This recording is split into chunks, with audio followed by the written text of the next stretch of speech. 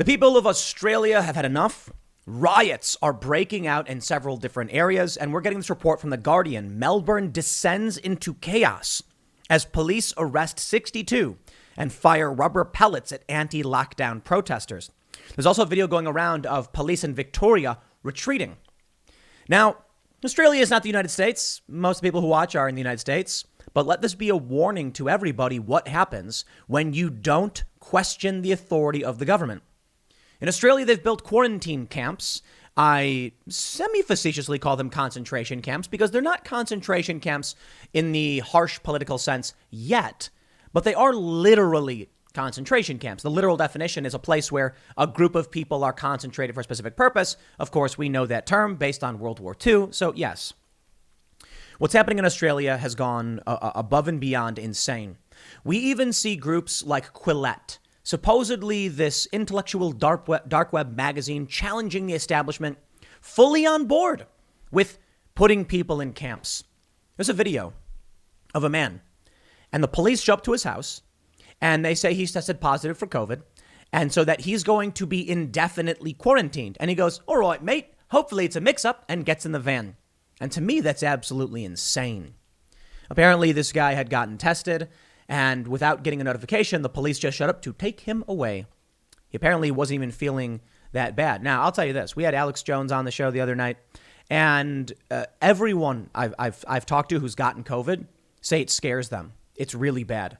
And it's weird to me that people had been saying early on, oh, it's just the flu or whatever. And I'm like, have you talked to anybody who's gotten this? Because even Alex Jones is saying, like, it was scary. It feels like you can't breathe. You panic. Some people freak out and rush to the hospital. And I've heard from a lot of people saying it's the worst sickness they've ever experienced. Now, that's scary. I certainly wouldn't want to get it. And I hope people are taking precautions. You know, I do. Well, truth be told, I work a lot, so I'm not going to massively dense areas all the time, and I wash my hands a lot. And I try to do my best, but staying fit. I mean, Dr. Fauci said this. You don't gotta like the guy, but there's a video of him saying, get exercise, don't smoke, eat healthy, that kind of stuff. That being said, in Australia, they're going the entirely opposite approach. Now, COVID may be really bad, and I think it's fair to say it is, especially after I even hear from, people like Alex Jones, who are saying it's bad. I'm like, if the establishment is telling you it's bad, and Alex is telling you it's bad, and libertarians are telling you it's bad, trust them when it say you don't want to get this stuff, right? But that doesn't mean you destroy your economy. It doesn't mean you imprison people in their homes. It doesn't mean you take people and bring them to quarantine hotels or take people and bring them to camps, which is what Australia is doing. The people are pushing back because I'll tell you what's happening. This is, as you've probably seen yesterday with the Emmys and the Met Gala, the wealthy elites do whatever they want, and it's the peasants who will suffer. Because outside of this, I want to go through what's going on with these riots, but we got some more stories for what's coming. In LA, they said the Emmys, no COVID violation. They weren't wearing any masks. They were all crammed shoulder to shoulder and said, oh, don't worry, they're vaccinated. Well, that's weird. At University of Arizona, they said, regardless of vaccination status, you've got to get tested. We're seeing more and more places say, regardless of vaccination status, you got to wear a mask. Not for the celebrities. So I'll say this. As for the riots in Melbourne, I'm not a fan. And a lot of people, I think, are going to say something like, oh, but Tim, they're fighting back against draconian lockdowns. I'm like, yeah, Antifa is fighting back against the oppressive system. Now, I get it.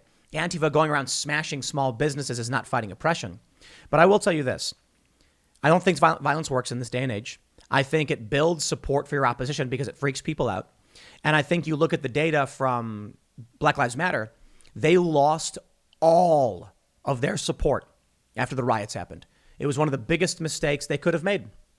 The protests and the riots resulted in them going from a net positive to of a 25% net support to a 3%. Before George Floyd, it was 10%.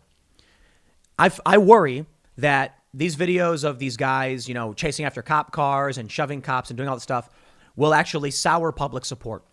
The only issue is there's a big difference between Antifa going out and smashing up small businesses and this conflict here. And I'll tell you the difference. For one, I stand by it. I think nonviolent civil disobedience and mass noncompliance is the most effective and fastest way to end lockdowns. Simply put, if every single person in Australia just said, nah, and went about their business, There is no power. You ever see that cartoon where there's a cliff and there's a plank of wood on the cliff and there's like 10 people standing on the plank of wood holding up one guy, and if they get off, the plank falls. You ever see that comic? That's what it is. The people of Australia are only empowered, the government is only empowered because the people comply. If everybody did nonviolent civil disobedience and mass noncompliance, it would be over. Unfortunately, the challenge arises when people don't, and then other people get frustrated and then resort to violence. The problem with that is the people who don't want to be involved get freaked out by it and beg the government for help. But as I was saying, there's something different here. You see, the problem is when people complain about Antifa and Black Lives Matter and they lose support, it's because small businesses were being destroyed. These Black Lives Matter individuals and Antifa are going around hurting innocent people. So what happens? The regular people say, we don't like being attacked. Right now, the regular people in Australia aren't being attacked by construction workers and anti-vaxxers or anything like that. They're being attacked by the police and the government. So I'm not convinced that the public support will veer away from those actively fighting against lockdown orders. I am still worried that you're going to see a lot of authoritarian crackdown. Even I mentioned this the other day. Even Glenn Beck was saying you'll get people begging the right for a harsh lockdown, and we got to be careful. But let's read because this is big. The Guardian, and it's kind of, I wanted to open this morning because it's kind of an update on what I talked about yesterday. The protests are escalating. The Guardian reports police have fired pepper balls and stinger grenades at violent anti-COVID lockdown protesters on the streets of Melbourne as Australia's second largest city. Stay-at-home orders for the 233rd day in total. Wow. Could you imagine? 233 days of being forced to stay in your home. That is effectively solitary. I don't know about Australia's rules. I think they do like only one approved person can visit you. These people are basically in prisons. They're not going to sit around. They say protesters dressed as construction workers. What does that mean? Clashed with police for the second consecutive day on Tuesday, assaulting officers, smashing police car windows, throwing bottles and stones, and damaging property. Okay, where's Antifa at? Is Antifa, I guess Australia doesn't have it, but I'm curious, are they going to support this? Would love to see it. After gathering in the early morning, between 1,000 and 2,000 protesters, the vast majority of them young men, marched across Melbourne, paralyzing the city and shutting down a major arterial bridge, chanting F the jab and every day, a reference to a promise to keep protesting daily until Melbourne's COVID restrictions are lifted. Police said 62 protesters were arrested and 3 police officers were injured, along with 1 journalist. Victoria's Police Chief Commissioner Shane Patton said officers used pepper balls, foam baton rounds, smoke bombs, and stinger grenades, which deploy rubber pellets. These crowd control equipment munitions were necessary because we can't allow this type of conduct to go on, he told reporters later in the day. Video footage on social media showed the police cars trying to leave one area before a mob attacked the vehicles with bottles and smashed windows. A line of riot police, weapons raised, then drove the protesters back. Rioters. Sorry, I'm not going to play games. I don't care if you're on the left or the right or for pro-freedom or authoritarian. A riot is a riot, and I think we just got to call it like it is. We will stop this protest, Patton said. We will then step back and investigate and hold those to account who need to be held to account. The message is clear. You can't come in and break the law. We will hold you to account. Crowds like this are for cowards. Actually, quite the opposite. And I will again say the same thing for Antifa.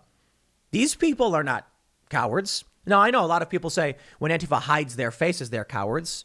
To a certain degree, some of them, yes, but it's strategic. Like I mentioned before, the Proud Boys who fought with Antifa and the Proud Boys end up going to prison. The Antifa gets away with it. I will tell you, the one thing I have always said about Antifa is they have fire in their hearts. They are not afraid to go out, scream at the top of their lungs, and smash stuff. What about everybody else? Now, I think it's wrong. Absolutely. But man, where's the organization on the right? No, they're not cowards. They're definitely not. They're actively resisting. What I would prefer to see is maybe 1 million people in Melbourne all going out in the street and just marching or sitting. Mass noncompliance. Not violent riots. But I've heard the same thing from the left. When I say, guys, you can't do this because the violence makes people angry and you lose support, the left tells me, yeah, well, not enough people are actively resisting, so we have no choice. And I'm just like, dude, We live in like the best of times. Racism is waning. The only reason it's rising in some areas is because of the left. So all of these things we were fighting for civil liberties and things like that, things have been improving dramatically. Like we have been winning on that ground for civil rights. But you come in and start smashing stuff, you are what's making things worse. So when they claim like we have to abolish the police because the police enforce the law, I'm like, no, you've got cultural problems and nobody's being hunted down. It's false pretext. But with Australia and France and the US, we actually do have cops on street corners shutting down people's lives and destroying their businesses. So I'll put it this way. When Antifa was going around smashing up businesses, I said, we need the police to enforce this and to stop this. And in many places, they weren't doing it. Then when COVID happened and it was the police going around destroying small businesses, it's simple. Abolish the police. I'm not going to sit back and support departments that are basically Antifa, but with the authoritarian boot at their back. Not going to happen. You want to go around attacking innocent people and destroying their lives? I don't care if you're Antifa or a cop. It's wrong. This is what the end result of all of this is going to be a decimated economy. And perhaps that's what these world leaders want. They want you to own nothing. Why? It's easier to control people who are indentured servants, right? So why try and legislate when they can just put you in debt and then say, well, it's your own fault for being in debt, right? Here's a quote. No one benefits from this type of conduct. We'll be out in force again. I can assure you of that. I won't disclose what our tactics will be tomorrow, but they will be different. Please just stay home. We do not want a confrontation. We're already at the point where people are saying enough. If enough people come out, it ends. It's that simple. That's why I always say you need to stand up and speak up now. Well, I'll tell you what I think is going to happen in the U.S. I think for the most part, people are just going to move to places where there's freedom. For the blue state people, for the Democrats, for the cult, they'll actively go to New York and Los Angeles and be like, it's so great that we're living under the boot. People like me, people who want freedom, will go to Texas or West Virginia. I think West Virginia is great. I think it's way better. But there are concerns that people will come here looking for freedom and then vote for the same garbage all over again. So we have to be vigilant and make sure we stand up for our values and defend our freedom. You know, after the Gavin Newsom recall, a lot of people are saying conservatives should just up and leave. The war is over. The cult has won. Maybe. I mean, look, I left. I was in New Jersey. I did want to build culture in New Jersey and maybe change the state for the better, but it was just nigh impossible. There's too many people who don't care. Now they'll say we don't care, but I got to tell you, it's objectively true that whatever this faction is, because I don't want to say the right because I don't agree with a lot of the Trump supporters necessarily, but there is a faction of people who want freedom, critical thought, intellectual inquiry. Take a look at this from the Daily Mail. Celebs do get different COVID rules. Los Angeles Department of Health insists Emmy Award ceremony didn't violate restrictions because it is classed as a TV production and stars are considered performers. There it is. Remember that video? The woman at a restaurant with the outdoor seating arrangement that was shut down. And she's like, they shut down my outdoor seating. And right next to it is identical outdoor seating with tents for Craft Services Hollywood production. Y'all need to realize that you are the useless eaters, the peasants, the rabble. You provide nothing of value to the elites as they see it. And so they don't care about you. Now, look, I know, I had Alex Jones on the other day, and he takes it to a very conspiratorial, nefarious. I can't do it. I said to him, I was like, you take this tiny morsel of truth, you stretch it. Okay. I know a lot of people, he'll say something like, what did he say? That George Washington wrote letters denouncing the Illuminati. And then I'm like, no. And then you look up the Library of Congress, and I did, and it was there. And it's like, okay, that was true. But to go like from something like that, it's really interesting and challenges your preconceptions to the grand global conspiracy. I think maybe he's seeing all that stuff I haven't seen, possibly, or it's just maybe he's connecting the dots that don't need to be connected. I'll put it this way. Elites want stuff. Celebrities are narcissists and sociopaths. There was a study that I was reading a long time ago that said people in, celebrity positions tend to be more sociopathic or narcissistic because these are the people who assert themselves as needing to be seen. Regular people who don't have that personality disorder don't mind being in the background and saying, people don't need to look at me. But you got celebrities and they're just like, I'm right. Everyone needs to hear me. And that's why so many of them are activists. So what happens? They don't care about COVID. They just want to be seen. They want to be in the club. They want to matter. They want to be desired. That's what they want. So when it comes to the Emmys, Seth Rogen can come out and say this is wrong. And they all laugh. They don't care. They don't leave. They're not even scared of COVID. And the city will say, but they're better men, so they're exempt. Not you, rabble. I don't think it's a grand conspiracy where they want to purge all of the useless eaters, as the conspiracy theorists call it. I think it's just they don't care about you. Why should they? What are you doing for their lives? They don't care. And they have money, and they have access, and they have friends, and they have power. People in government don't have nearly as much power as wealthy and famous individuals, but more importantly, the power of Hollywood is stronger than the power of the Los Angeles government and the California government. You see, people like Gavin Newsom rely on the donations from these individuals to run their campaigns. So you think that these politicians are going to crack down on their support base? Welcome to the new class system, the new caste system. Celebrities can do what they want, and you can shut your mouth. I know I'm going to rehash this, but it must be shown. Ezra Levant posted this video of the Kaiser Chiefs clean hands. Let me play this. Clean hands. Washing them. And everyone raises their hands. And he says, Pfizer. And they go, yes, Pfizer. Y'all, these people have lost their minds. But I'll tell you this. If you were a celebrity and you had millions and millions of dollars and you saw this group, I'll tell you exactly what they're thinking. They're thinking, these people are so dumb. Then what's the problem if I take their money from them and get to live like a king while they prop me up? That's what they're thinking. They don't care. And what's the worst case scenario if bad things happen to the little people? If they get restricted and locked up, doesn't affect us at all, and you still pay our salaries. You go see their movies. You go watch their TV shows. The industry is crooked and it's corrupt. So where are we headed? I don't know if we're going to head into a Melbourne-like riot system, collapse or whatever. Let me read this. You're going to love this. They say, the protest started with members of the powerful CFMEU, the Construction, Forestry, Maritime, Mining, and Energy Union, who were resisting a government mandate from compulsory vaccinations in order for them to continue to work.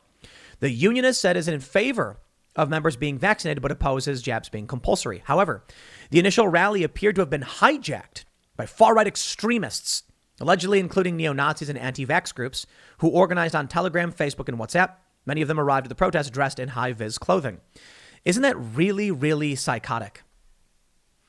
People dressed like construction workers, they said. We know the union members were rioting. When you see people wearing clothes like construction workers, why would you make the assumption that there is a conspiracy afoot between far-right groups to infiltrate the union? Sorry, I'm not going to make those assumptions. It's simple. Construction workers are protesting. The people protesting look like construction workers. It's probably construction workers. They don't want to say that, though. You know why? To go out and tell people that regular people are standing up and saying no, more people might come out and do so. So they're playing the dirty game they always play. The far right has taken it over. Don't go. It's the far right. At a certain point, I don't think people will care. And it is painful in many ways to see that this is what it's come to. But regular people eventually are just going to be like, I'm stressed out. I have no food. You know, when it came to the Black Lives Matter riots in New York and across the country, I mean, just all over the country, one of the things people speculated was the riots weren't just about George Floyd, but that people had been locked up in solitary confinement for like 3 or 4 months, basically. And so they just snapped and they were angry. And the media made sure everyone knew it was Black Lives Matter. And maybe, I mean, some people think it's because if they came out and said people are angry about being in lockdown, more people might come out. But they said it was about Black Lives Matter, and a lot of the organizers were for Black Lives Matter. So far be it for me to assume anything other than that. But I think a lot of their rage was because they were locked down. trapped in a cubicle in New York in a place that smells like sour milk, no fresh air. And you got to understand, some people, what you need to understand about New York apartments, many of people's windows are on like the sides of buildings. So when you look out your window, you see a brick wall. Imagine being trapped in that box for 6 months. You'd lose your mind. And so people looked for any reason to get out on the streets, and they rioted. What's happening here could be similar. If the people keep hearing that regular people and construction workers and regular middle-class people are going out and resisting this, many more people might just snap and join in. I think it might go that direction. So, of course, they need narrative control. Look, I don't like making assumptions.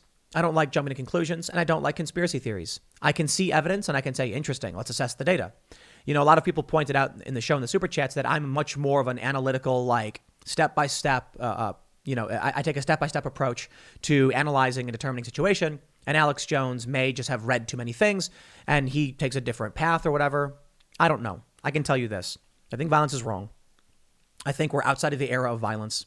I think we're in a world where we have to be peaceful, persuasive, and resourceful, and we need to have effectively what's like I would call a thunderclap. On Twitter, what happened was there was this app called Thunderclap where everybody would sign up, and then they would say, on October 1st at 9 a.m., every single account will tweet this hashtag, creating a global #1 trend. I don't know if I think Twitter blocked that, but that's the idea. So it's like a flash mob. What you need is all of these people at the same time to come out by the millions in a massive non-compliance and then just do their thing. And the cops won't be able to stop 1 million people because there's just too many people. Unfortunately, we're seeing fighting and clashes. Now, look, at a certain point, when you see what's going on in Australia, I can't tell Australians what to do with their lives. I mean, if they've got concentration camps being built and people being, taken to indefinite quarantine, which is a News 9 news report, and the people start fighting back, I'm like, I wish it didn't happen. But what do you think is going to happen? The difference between this and Antifa, like I said, Antifa fighting with cops is silly and dumb when you have like 100 Antifa fighting with cops randomly for no reason. I think this is bad as well, but I understand why people in this regard have started fighting and lashing out. People have been under the boot for too long and they're losing their minds. I don't know where we go from here. I don't. But I do think it's going to continue. And I wish people were... I wish the cops we see them retreat. I wish it didn't come to violence. And I wish more people would just speak up and speak out. But at a certain point, this is what you get. And I think the cops and the government need to understand that if they continue this, you're going to see massive violence. It's going to be bad for everybody. But maybe in the end, it will mean that the government stops all of this and the people are allowed to live their lives again. So I'll leave it there. Next segment's coming up at 1 p.m. on this channel. Thanks for hanging out, and I'll see you all then.